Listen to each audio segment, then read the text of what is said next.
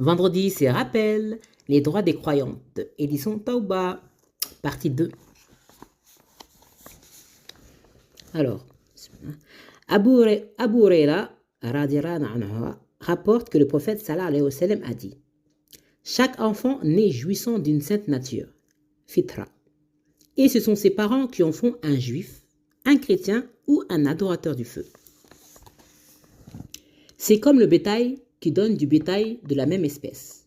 Leurs petits naissent-ils mutilés? Rapporté par Al-Bukhari et Muslim. Cet enfant, jouissant d'une sainte nature, accepte le bien comme le mal. C'est pour cela qu'il a besoin d'être instruit, éduqué, aiguillé de manière correcte vers la voie de l'islam. Il faut faire attention à ne pas laisser cette pauvre petite fille vivre comme du bétail, ne connaissant rien de la religion et de la vie. Il y a dans le prophète sallallahu alayhi wa sallam un excellent exemple.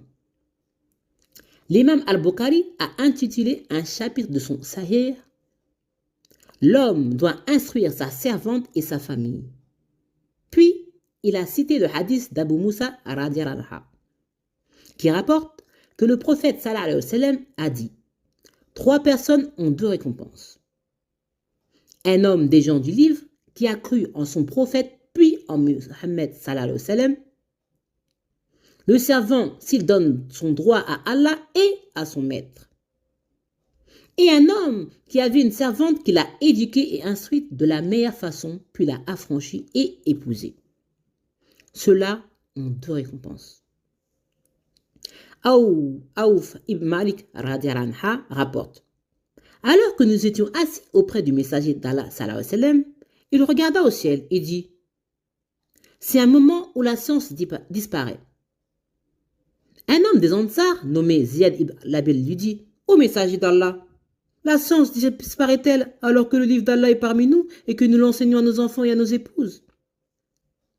Le messager d'Allah sallallahu alayhi wa sallam lui dit: je pensais que tu étais parmi les plus savants des gens de Médine. Puis il rappela l'égarement des gens du livre, bien qu'ils aient avec eux le livre d'Allah qu'il leur a révélé.